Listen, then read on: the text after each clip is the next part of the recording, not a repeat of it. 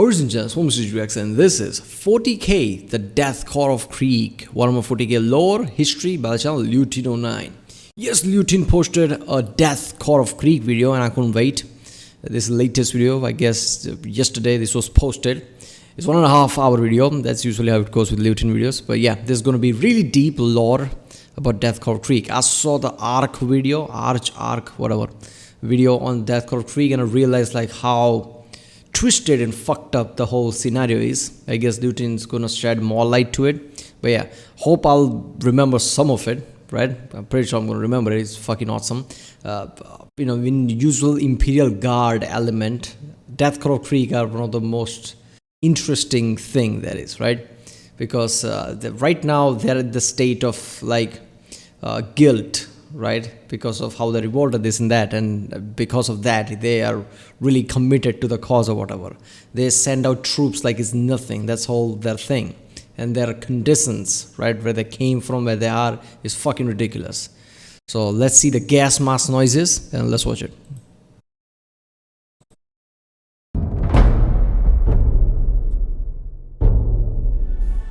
Today's video is brought to you by Audible. Audible provides an easily accessible way to access audiobooks for its members, just one of the reasons why I recommend it, along with enabling you to make huge savings on the newest full-length Warhammer audiobooks. As an Audible member, you get 1 credit every month to use on any title across their entire premium selection, but clearly credits best spent on those longer 9-hour plus premium audiobooks. Given the theme of the video, I decided to select a couple of audiobooks to suit. Krieg straddles both the Death Core of Krieg in the modern Imperium, as well as laying out the history and the horror that turned their planet to a death world. The second is the classic first and only Book 1 in the Gaunt's Ghost series. Both of these offer lashings of Guard action, and I'll share some thoughts on both at the end of the video today. You can start today using Audible with a free 30-day Audible trial to get yourself full access to thousands of audiobooks, originals and podcasts. All you need to do is visit audible.com/Lutin, and for those in the US, you can also text Lutin to 500 500.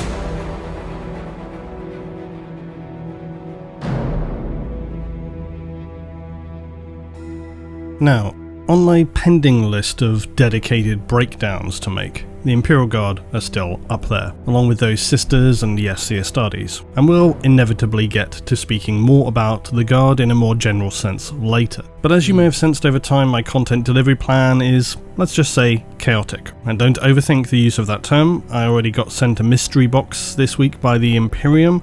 It's surely the Inquisitors trying to trick me again. Those idiots. So today, much like our recent look at the Legion of the Damned, when it came to deciding on a piece, it seemed suddenly obvious to go all in on an upside down approach, generic Cadian Guard later, gas-masked Krieg now. So let's jump into the bizarre, nuclear annihilated world of Krieg and its soul-destroying warriors who have become among the most fabled warriors of the galaxy, the Imperium and 40k. Let us discuss now the Death Core of Krieg. Human fascination with masks is already there, right? Now you introduce this kind of a fucked up lore, and then you give them gas masks and you give them whole personalities. It's really opposite of any human nature, right? Their sergeants or whatever, basically people in command has to make sure that they don't kill themselves too early. That's their job. Like, god damn, this whole thing is ridiculous. I love it. The Death Core of Krieg are considered by many to be the most 40k of 40k things. Yes. They're unrelenting, merciless, emotionless. They're the most inhuman of humanity's soldiers. For the Guardsmen of Krieg, all their humanity has been stripped away long before they see active service beyond their homeworld. Thus the general impression other Imperial Guard regiments have of those who hail from Krieg is that of fearless, unrelenting, uncaring machines of war for whom not merely victory but fulfilling their objectives comes at any cost. And that cost, of course, being generally their lives. The same could be said, of course, for any Guard regiment, yet unlike other Guard regiments who, unless the objective is truly critical, may at some point consider a tactical retreat or a consolidation of their positions. For the Guardsmen of Krieg, no cost is too high, no ground shall be given, no retreat, no surrender, no thought to the cost paid in human lives. This mentality is embedded within the soldiers of Krieg, often to a point where their sacrifice becomes seemingly and often literally counterproductive in the eyes of others. Whereas guardsmen from Cadia and Mordian might hold a line, take shelter, wait for a tactical opportunity or the cover of darkness to make an assault. Those from Krieg would jump out from their defences, running silently into a wall of oncoming fire. The soldiers of Krieg are the very definition of grinding down an enemy through attrition. Where others hesitate, the Death Corps of Krieg wields one weapon like no other Imperial Guard regiment, that being sheer blinkered willpower. The human soldiers of the Imperium are spread across hundreds of thousands of hive and bastion worlds of the apparent million Imperial planets of the galaxy, which constitutes the domain of humanity in M41. By the way, I recently realized that hive cities can have billions of people living in them. Like, what the fuck? That just puts a scale that I can't process. 1. They look to their own defense and to that of the Imperium itself. They carry out the hellfire of war in the name of the Emperor and engage in those actions as decreed by the Administratum and the other officials of the Imperium, the Lord Commander, other ranking Imperials. And although the Imperium wields massive military force which spans the entire galaxy, each world which exists under the banner of the Imperium is required to raise its own standing armies. They must also equip and maintain said forces for defense and deployment as requested by the Imperium. The soldiers who maintain defense of hive worlds and other civilized planets are mere militia. Sometimes these are referred to as planetary defense forces. The difference though between a planetary militia, which can be quite variable in both their training, equipment, discipline and just general standards, comparative to the Imperium's Astra Militarum, is considerable. For those required for service in the Guard, as decreed by the Imperium, demanded via the Imperial Tithe. That kind of feels like a weird fucked up thing, right? Because Imperium relies on these hive cities to feed the soldiers. At the same time, the Astra Militarum is different compared to the defense guard of the home, which training can be different as well. It just feels like Imperium don't give a shit about their home defense at that point. That's how it feels like. Otherwise, they would create some kind of a whole system where they get trained same to defend the home city because they need it. But apparently they don't care, like, okay, if one hive city goes, I guess we'll rebuild it or something. That's none of our concern. You defend your shit or something like that. Or campaign requisition, those of a planetary militia or draft will be called into service. For many, this means their lives will be changed forever and often considerably shortened. They leave behind their past selves as infinitely dispensable ignorant workers, generally speaking a class of hive peasantry, or of course crazed rabid gang members who proliferate all areas, but that of the more civilized levels of hive worlds. And of course the anonymous but slightly more capable grinding industrial workers who trudge back and forth from their lives of heavy fabrication and servitude, whose sole life goals are likely a few more credits per month, a warmer hab cell, perhaps even a slightly larger hab cell. But careful now, such fanciful dreams are surely the path to damnation. Better we keep our minds on our work. Too many thoughts, dreams and questions surely invites the curiosity of supervisors, enforcers and ecclesiarchy observers. Many within a hive city will of course have seen some small sense of combat in their lives. Hive cities are brutally unforgiving places even for the more calm areas, and for those who cannot stand up for themselves, they will surely be devoured by its darkest corners. Even then, a decent sense of survival and the ability to take a few punches is not nearly enough to serve within the Imperium's Astra Militarum. Although of course in saying that, for a lot of people they're not going to have a lot of choice one way or the other, because when drafted those anonymous dregs of human detritus will be taken and reforged as soldiers of the Imperium. equipped with all they'll need to serve, standing in tight rows as new and highly disciplined members of the largest of all Imperial armies which exist in M41, who march to the endless wars against the traitors, the heretics and the Xenos under the galactic banner of the Imperium of Mankind, the Astra Militarum, the Imperial Guard. All Imperial soldiers are, as noted, equipped as will befit a member of the Imperial Guard. At a base level, this merely means being issued with the required standard gear, but the Imperium is large enough that it can of course accommodate localized specific weapons and apparel. For the lucky few, those in systems near to infantry specialized forge worlds, they may have access to more refined personal weapons, for example. Yeah, I was about to say that, like, first of all, one day I realized, like, oh, wait a minute, so many house cities, so many different planets, galaxy-wide different planets. So, Astra Militarum, all the soldiers can be vastly different from one another. And then also thought, like, wait a minute, this is so many of them. So the equipment can vary as well. I know there's a standard thing, like, las guns, things like that, standard things. But even in that, it must be varied. Because one thing that doesn't sink in is the scale. Like I said, the hive cities can have billions of people. Way too many hive cities, way too many planets.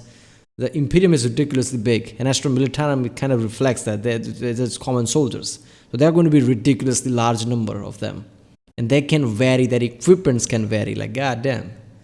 This is so dark world because the number of humans are so much that their value is just not there, right? Which is kind of a fucked up when you really process it. And then not really think about, like, okay, we are reaching like 78 billion people right now. What if we reach a number in our planet where human life become way too much, like people don't give a shit anymore? So this, grim world can happen in reality as well. It's just, I don't know. And be trained in their use. Consequently, some worlds may field highly specialized units wielding some of the best infantry weapons the Imperium can offer, carrying, say, plasma guns, melter weapons, other support weaponry. Upon other worlds, while they may be given the default weaponry of what some would consider the baseline soldiery for the Imperial Guard, the environment of their worlds may dictate other standard issue items. Obviously, on a frozen world, being just issued a standard Cadian gear isn't going to be enough to weather the sub-zero conditions. Similarly, on a jungle death planet, squads having access to additional scanning tools may mean the difference between a patrol returning or not. For the soldiers of Krieg, their respirators are not merely worn for intimidation. That is part of it, but they're essential for those who have learned to fight upon one of the most inhospitable worlds within the Imperium.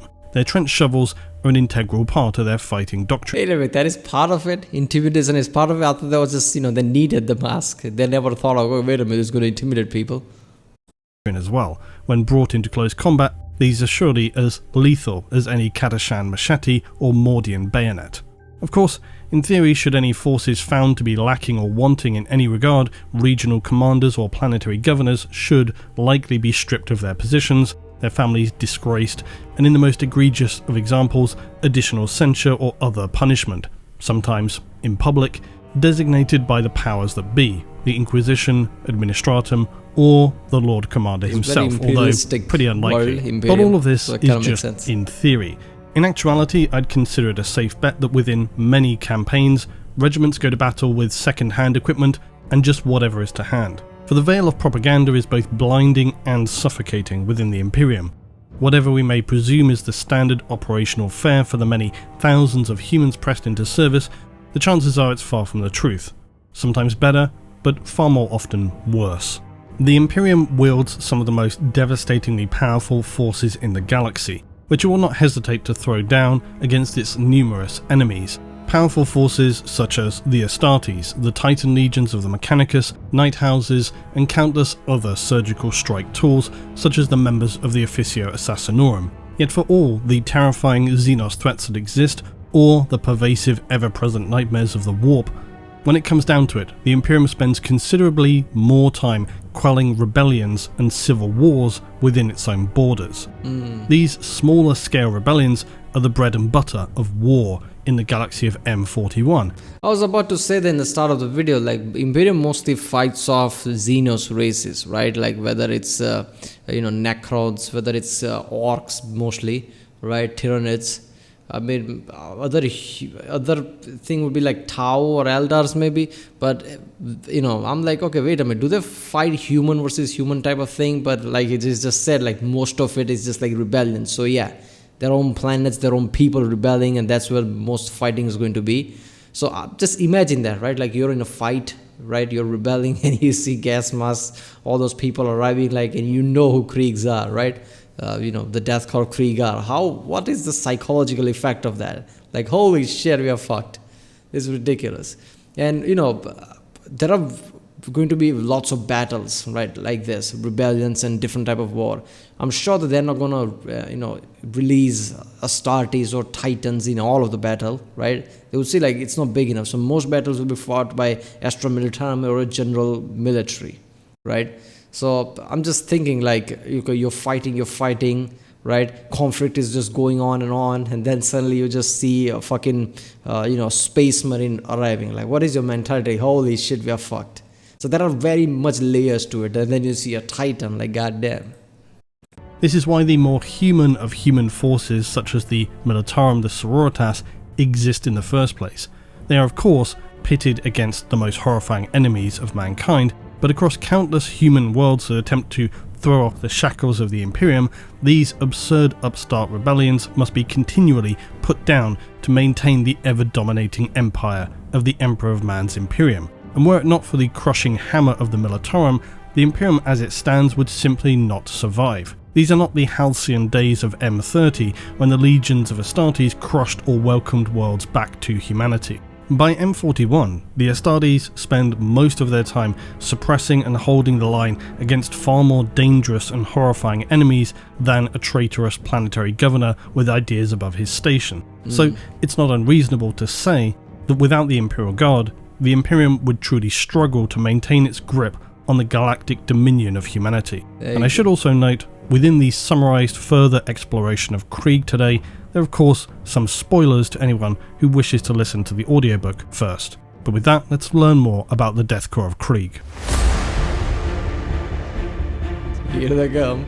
The Imperial Guardsmen of Krieg are well known for their ability to weather campaigns which become heavily entrenched stalemates, with subsequent engagements becoming wars of material firepower. One might question how this could even arise given the nature of warfare in M41 and the ability for orbital firepower. The answer of course is relatively straightforward.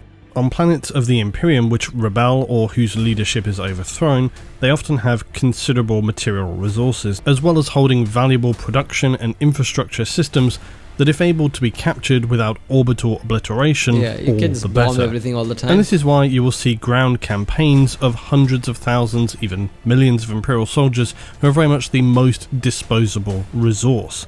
And when it comes to the soldiers of Krieg, this mentality is carried forward to its most extreme form. Of course, even for well-disciplined and trained guardsmen, such long, hazardous engagements can become mentally difficult to maintain. The conditions and steady losses can lead to the slow crushing of the human spirit. Yes, they are the Imperial Guard, they serve the Emperor, but they're still human at the end of the day, and while there will always be those individuals who are zealous in their service or strong in their willpower, for the considerable majority of ordinary guardsmen, there's only so many months of soul-crushing horror that even the most loyal servants of the Imperium can endure. For those who would seek to flee, of course, they will either be killed outright or pressed into service within the penal legions. But where the conditions are so devastating that it becomes difficult to maintain morale, this is where you would see the Death Korps of Krieg enter the fray. For as we noted, they are truly the masters of attrition. Their ability to weather and endure suffering is near unrivaled to a point it becomes concerningly morbid. Adjacent serving Imperials who have found themselves being relieved by or having fought alongside the Death Korps have noted it to be extremely disturbing how casually they will expend their lives. I can't get past this. Horses, armored up horses with the Krieg with a mask. This is ridiculous. So depressing is the loss of life for ordinary guardsmen, their presence can even be counterproductive for morale with supporting forces.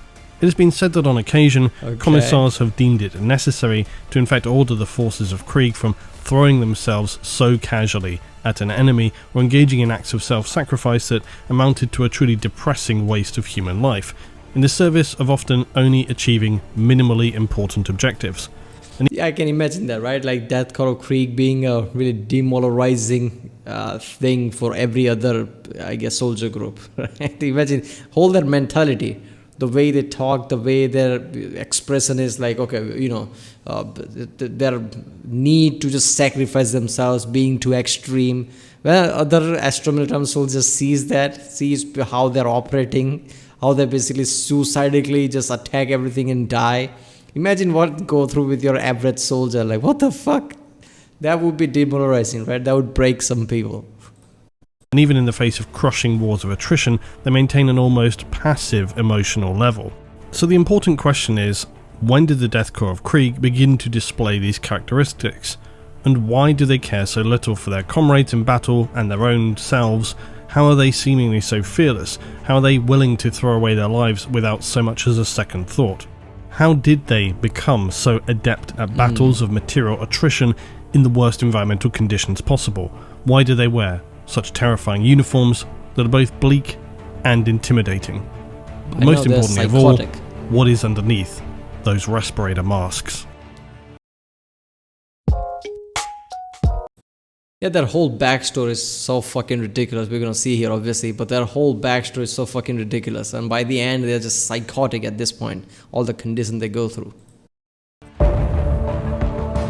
So, yeah, they nuke their own ass. As is very often the case with the history and rumours concerning notable planets, the story of the world known as Krieg is shrouded in half-truths and dark myths. It seems reasonable to assume that given the definition of the world of Krieg may never have understood the translation of its own title. This is not uncommon in M41, where words of ancient human history have completely altered or their original definition just lost. Yet it seems of course wildly ironic for a planet which has seen the complete and total annihilation of its own ecosystem, its entire surface scoured and its entire population turned into the production of war alone. It's a poignant and fitting name for such a bleak world of bitter endurance. Krieg in M41 is an extremely irradiated planet. Its entire surface is a nuclear wasteland. Its hive cities are now little more than rubble and ash. Its atmosphere unbreathable, or at least to say highly toxic. It remains so inhospitable that even inquisitors who visited for a brief time ended up suffering from its environment and became gravely ill as a result. The Death Korps, though... Tourism Department of Krieg. Come here to Krieg. You'll have all the smoke, all the dust, all the inhospitable places to live. It will be a different experience. You will be different once you leave this place. Come to the... maintain that despite the extreme conditions, what occurred was absolutely necessary, that their saviour Colonel Yerton did what had to be done, that he saved the people of Krieg by committing great sin himself. He did his duty, he brought people back to the light of the Emperor via the tools gifted by the Master of Mankind. Those tools were of course the horrifyingly powerful atomic weapons of the Dark Age of technology. It's relevant that earlier we noted that within the Imperium, much of the unending war of the far future is in fact fought among humanity itself, and so the fall of Krieg came about not entirely... See, this is a great example of, basically outside this many times, like Warhammer 40k somehow goes line in line with alternate history, rather than taking some cues for some stupid fictional things, like novels or something. This takes cues from history, which I love. In this, basically throughout the history there have been many imperial rules, there have been rebellions, and over time the world became somewhat of a democratic place. But what if it didn't? What if the Imperial's iron fist was too strong and all the rebellions were crushed brutally, and then you had one gigantic imperial power? That's what basically Warhammer is, right? I mean, in this, look at that. In order to stay in with Imperium, they nuked their own self, and their inner squabbling destroyed everything just to stay with the Imperium or something, because there were inner squabbling. Some people wanted to stay with Imperium, some people didn't want to stay with Imperium. There was rebellions, and in the end all this should happen, and there you have Death Korps of Krieg. This is so next level. Dissimilarly to the world of Rofanon that we've also previously explored. Krieg was at one time a thriving hive and industrial world, not unlike so many other hive worlds. In fact, it was probably not especially noteworthy. Its population, like most hive worlds, numbered in the tens of billions. Its primary known hive cities were Oros, Ferrograd, and Argentus. And also not unlike many hive worlds, the rulers had become swollen with their industrial achievements and contracts. The upper echelons of many imperial worlds for this reason are very often riven by petty rivalries and family squabbles over power. The autocratic nature of the Imperium trickles down into hive worlds, and as such inevitably the rulers of hive worlds fear any threats that could unseat them and rob them of their comfort, wealth and power. Perhaps though somewhat unusually, this led in this instance the leaders of the various hive cities to steadily invest more and more into their own militias, creating very huge, powerful private armies that stood ready to defend the leadership of the planet against any outside threats, and of course to also limit any threats from others upon the world itself who might seek to expand their own power. The time at which this begins to become noted in the wider Imperium is when we're introduced to one Colonel Yerton, who after running highly successful campaigns against Chaos cultists off-world of Krieg in mid-M40, he's interrogated by an Inquisitor, and it's explained that the Administratum and Munitorum are growing concerned about the situation on Krieg, especially the inability to draw reinforcements from the home world. Yerton supports their assertions that he's having difficulties in gaining reinforcements himself. So Yerton and the Inquisition share similar concerns to just what is occurring on Krieg. So Colonel Yerton is ordered to return and investigate, replenish his regiment, report back. Things do not go to plan. Back on Krieg, the There we go. leaders there are becoming disillusioned with their required contributions to the Imperium and of the Imperial Administratum. Again, not entirely dissimilarly to Rofanon, who took issue with the demands made by the wider Imperium upon their world, both taking issue with their populace having to leave and fight on worlds they've never even heard of, and the appalling flippancy that is given in regard to the loss of human life. This steadily embittered outlook would create a schism in the ruling council of Krieg, as the Imperium demanded ever more resources. Resources the leadership began to argue were its to do with as they saw. Yeah, so basically Krieg and Krieg's noblemen or whatever, people in power, is kind of becoming, creating their own powerful militias, and they're questioning things now. Like, why would we do this? Why would we fight some battle that we've never heard of? And Imperium's going to be like, oh, I'm sorry, did you mistake this for a democracy? Did I ask your fucking opinion? I need these people now or we are at war. Saw necessary. Translation, to defend themselves and maintain their positions of power. On returning to Krieg, Yerton sees that this cannot likely end well or with any diplomatic resolution. Predictably, shortly after his arrival, the traitors proclaim publicly their secession from the Imperium, and the so-called chairman orders any non-Krieg to leave the planet in 3 days. Yerton is already very much on the radar of the rebels. In short order, things fall apart. Yerton is contained within Hive Ferrograd, while the chairman and his military leadership are within Hive Oros. As the civil war begins, traitors within Hive Ferrograd are being publicly executed.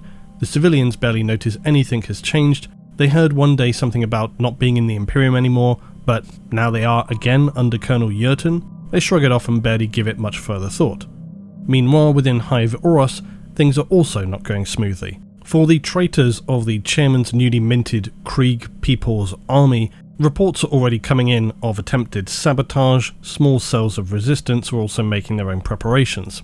In true autocratic fashion, the governor of Krieg ordered any who would stand with him to enforce a planetary martial law. But small arms fire and civil unrest are now becoming daily occurrences around Hive Oros. I should note, this was not a situation where any worship or corruption of chaos seems to have been involved as a trigger. There's no evidence which points to this. It's likely this was merely a case of a hugely egotistical, power-mad leader, and undoubtedly surrounded by figures who protected them from the oncoming nightmare of reality. So it's I think they should have added an element where Imperium kind of thinks that chaos might be involved, going to our real world demonic type of thing, right? Where anything happen, like Satan is involved, devil is involved. You can use that as in this case chaos. in Imperium. Like all the other Imperium cities, the news spreads like chaos might be corrupting, Krieg and this and that, even though that's not the case, right? Hysteria and everything. I like how they basically get so powerful and that militia is getting stronger. They think they can actually rebel against Imperium. Like, Imperium is so big at this point, like no one entity can do that. If there was a bigger plot where many other hive cities like Krieg, many other people like Krieg somehow secretly banded together to overthrow Imperium or something, I can even understand that. But Krieg alone, I don't care how powerful they are, they can't stand against Imperium. A surprising amount of the planet stayed with the governor's rebelling forces, and consequently the world fell quite quickly under the general banner of the traitors. Again, noting them being classed as traitors in the specifically non-chaos sense in this instance. Soon after the start of the war, it appears that Colonel Yerton's daughter, Captain Sabella Yerton, appears before the autocratic leadership of the traitors, speaking specifically to the figure known as the chairman. For whatever reason, she appears to be acting against the interests of her father, who she seemingly barely knows, with him having spent so much time off-world. She wants to lead a strike team into Hive Ferrograd. The chairman continues to remain baffled that not all the citizenry are on his side. He blames this dismissively upon the indoctrination of the Imperium and the churches and cathedrals that they, in hindsight, stupidly allowed to be built upon their world as part of the Imperium. He also decides, like all dictators, to ignore the advice of his generals and orders the very bad decision to settle the unrest in their own hive city of Oros first, before they worry about how to deal with Colonel Yerton and Ferrograd. They consider that nothing is very likely to happen in the interim.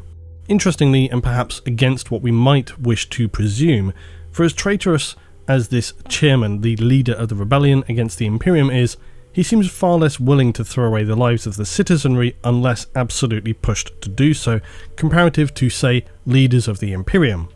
Which I suppose makes sense when that's one of their core reasons for wanting to secede from the Imperium in the first place. Regardless of that one laudable trait though, he remains a petulant, egotistical leader, unable to tolerate even the smallest criticism of his decisions, and the fact that things are going far from smoothly and that the world did not immediately fall under his control with a ringing chorus of approval is already causing tantrums. To add to the Does that seem similar to today's world of certain people? Alright, this is your classic power going all the way to his head and his blood basically, right?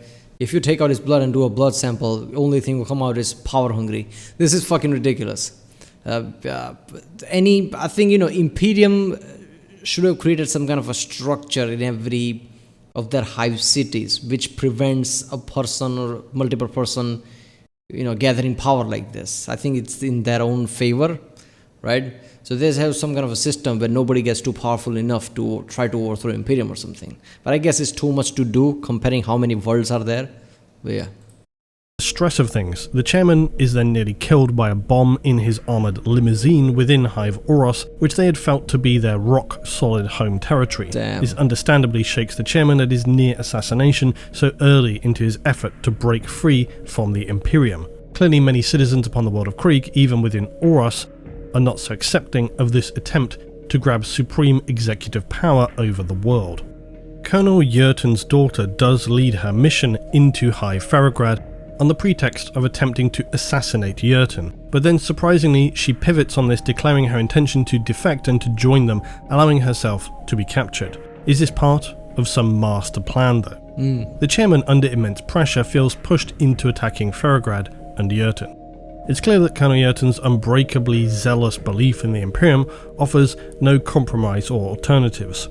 The chairman had seemed unwilling to commit to a civil war without exhausting all other opportunities, but any that were speculated had now been proven all dead ends. Yerton was given a last chance for communications, after which war upon Krieg would properly commence.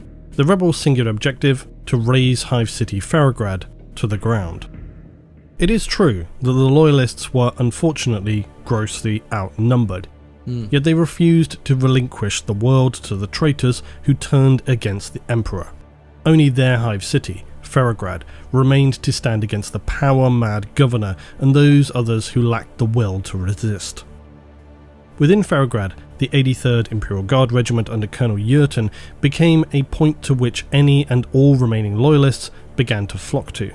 Their situation was far from being enviable. In fact, their situation was bleak and some would say hopeless. The number of traitor rebels they were facing was unknowable. Some speculated hundreds of thousands of soldiers, some suggested even millions. The total number is not known. Jurten had already received communication that no Imperial fleet was anywhere near a distance to which it could soon help them to secure the world. They were outnumbered. God, imagine that. This is horrible, right? I don't know where this is going to lead, right? I did watch the last video. They're going to nuke themselves. But imagine that from Imperium's standpoint, right? Oh, look at that. We are a world Krieg, but they got too power hungry. There are pockets of people who try to take control for themselves, but they were also loyalists, and they basically killed each other. Like, what the fuck? But from Imperium's side, I think this was beneficial to them for a long term, because they now have the Death Korps of Krieg, which are as strong-minded as they are in sense of war, basically. They get way too many troops from there. Every single troop of them is just die hard. Cut off, and their impending destruction seemed inevitable. His orders, though, were clear. Resist. Resist by any means necessary, no matter the cost. Engage the enemy, stand, fight, and punish the traitors. Make them suffer, make them regret their outrageous error, and show them how the Imperium responds to such audacious treachery. Bold words, but undoubtedly the communications sent by whichever Imperial authority had connected with Jurten were unable to completely appreciate the impossible situation they were in. The nature of long-distance communication within the Imperium and its astropaths is far from crystal clear. Nonetheless, they had communicated with clarity what he must do in this situation. Still, Hive Ferrograd was a heavily reinforced hive city of production. This helped. Imagine that, big words from like, okay, just show them this and that, and the guy's like, yeah, so basically we are fucked. They're not sending anyone right now because nobody's around. The loyalists put the traitors at a distinct disadvantage, unable to easily then resupply themselves. Thereby, they were forced into assaulting the loyalists at Ferrograd first. Despite their much higher numbers, time was not on their side, and the 83rd Regiment of Jurten were all experienced in this kind of embedded defensive mission. So all they could realistically do for now was hold the line and wait for some opportunity to present itself. Many hoped that when Hive Oros would begin to run low on resources, they may be able to force some kind of compromise, at least until Imperial reinforcements could arrive. But But obviously the other side knows that there is no Imperial reinforcement right now, and now is the time before Imperium comes. If there is no loyalist left, it's going to be much easier to go against Imperium than otherwise. So of course they're going to try to crush it as fast as they can. But look at this scene. I love this image, man. This is why every time I come like this, there should be a massive scale movie or TV show around this Warhammer. Many pockets of Warhammer, but something like Krieg or something like Hive City or something. But then again, some part of me thinks don't do that, because I know it doesn't matter how much money you spend in it, they won't be able to do justice to how big and colossal this is, the scale of it, right? Even using CGIs, I think they will fuck up, right? Because I'm seeing the Witcher TV show, and I love it, the Witcher seasons, but they are still, the direction feels not Witchery. I don't know. And then I heard like how, writers don't give a shit about the lore to begin with, how Henry Cavill is left, and I'm like, okay, God, this is gonna go bad, right? Look at how Halo series, how fucked up that was. So I don't know if somebody do make, I don't know what happened to the Fallout TV show. There was something about Fallout. I'm not gonna be invested in that, because that goes against everything the Fallout is, for me at least. Like, Fallout is just like a journey, like a lone wanderer type of shit. Right? Not a TV show or something. I don't know. They could be good. But for Warhammer, it could really work if somebody really invests in it. But I don't know. It could also backfire badly, just because of the scale. 18 months in, both sides are fighting ever more bitterly. Trench networks have appeared, continual air assaults and artillery are pounding back and forth. Krieg's war would be lost by the first side to exhaust their resources. Every soldier, every citizen of Ferrograd has to pull their weight. Jurten's forces had two major factors on their side. The first was their unwavering commitment to the Emperor of Mankind, while the chairman's forces, they thought, fought for nothing. Not exactly sure that's true though, because arguably the chairman's forces were fighting for their own freedom, which is a pretty motivating factor. I think that's why the chairman's forces are so big, because there's this thing that probably went around as a rumor, propaganda, whatever, that we are fighting for our freedom. That would work, right? Because I highly doubt anybody loves Imperium, right? I mean, there are people who just die hard love Imperium, sure, but overall general feeling, I mean, it's a grim dark world, right? So everybody's kind of fucked. So the thought of we are going to go independent, the world's going to get better, we're going to overthrow the Imperium, I guess that would have, there would be strong feeling about that. However, Jurten held one significant ace up his sleeve, and that ace was named Archmagos Griel. Griel was a long-serving companion of Jurten's and often knew his decisions before he made them himself. He was an extremely adept member of the Mechanicus, but Jurten despised his modifications and inhuman approach to matters. They were very much chalk and cheese, but depended on each other greatly. Griel had so far drawn up plans to modify the Loyalists' las weapons. It was a more powerful iteration of the standard lasgun, but consumed more energy per shot. Jurten deemed this an acceptable trade-off. Here comes the Krieg's classic las weapons, right? Which is really powerful but consumes more energy. Users would simply have to pick their shots and be accurate, but if they could make them count, it would give them an edge in combat. The war would continue in a miserable back and forth, steadily grinding each other down. It's claimed by Imperial history that the chairman then died somewhere around this time, a sickly broken shell of a man with many sundry aches and pains. His weakened self made a permanent retreat to his bedchamber, where he would remain to wallow in his woes, not to mention in his silk sheets, fine food and potent drink. He remained extremely comfortable, as long as he could blot out everything beyond his four walls. This was impossible to do, of course, and so his heart ached with resentful self-pity. According to the Imperial side of things, he gave in to lethargy, eventually struggling even to rise from his bed. In his mind he'd failed, his world fractured forever, and all he could do was cling to his self-appointed title, unwilling to accept any responsibility for his own shortcomings and the blood on his hands. He sought of course to blame it all upon one man, whose name he frequently cursed. Yet even then he couldn't fully accept the reality of this, because were he to do so, he would have to attempt to reconcile the fact that it was he who authorized Jurten's ship to enter orbit and dock within Hive Ferrograd. This must have posed a difficult paradox for the chairman, his situation all of his own making, but unable to face the harsh reality of his utter personal failure. It is said that one day, in his isolation, his servants failed to appear. In his indignant rage, he rang for them harder and harder, but then he could hear footsteps and raised voices. Then came the gunshots, followed by cries. His fattened, struggling heart was on the brink of bursting. Sweat poured down him, and he attempted to flail his clammy, cold body out of his grand silk bedchamber. One of his servants burst in, hurriedly trying to block the door as they attempted to flee. Suddenly the door blasted into splinters, yellow gas poured in from the corridor outside. The chairman was sent crashing to the floor, the mist burning his skin and lungs. The room suddenly filled with dark towering figures, wheezing through their skull masks. A plea tumbled off his tongue. "I'll give you anything you want." But it's said that out of lifelong habit, he also uttered a prayer to the Emperor, which went unanswered. His eyes finally attuned to the monsters in the yellow fog with their leering skulls instead of faces, black eyes and distended snouts. Those who still recall this time claim that here the chairman broke down in tears of bitter regret and repented of his heresies, though no one can know this for sure.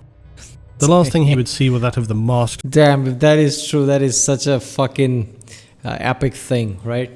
Like beginning of, Death Korps of Krieg, but with this, right? Killing chairman and the masked figures doing that. Oh god.